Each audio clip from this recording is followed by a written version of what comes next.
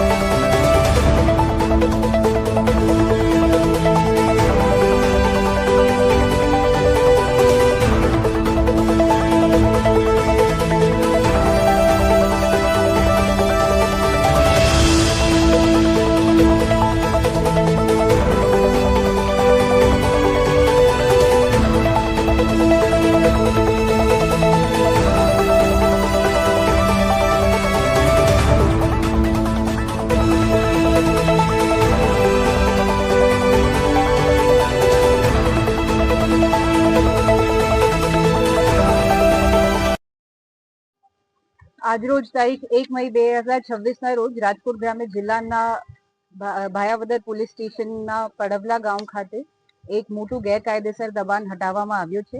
આ દબાણ સરકારી જગ્યામાં લગભગ 300 ચોરસ બારમાં ગેરકાયદેસર બાંધકામ કરી એક આલિશાન મકાન જેની કિંમત આશરે 1 કરોડ રૂપિયા જેટલી હશે. એમાં તાલુકા વિકાસ અધિકારી શ્રી RM ત્રિવેદી અને PSI ભાયાવદર શ્રી AB જાડેજા દ્વારા કામગીરી હાથ ધરવામાં આવી છે.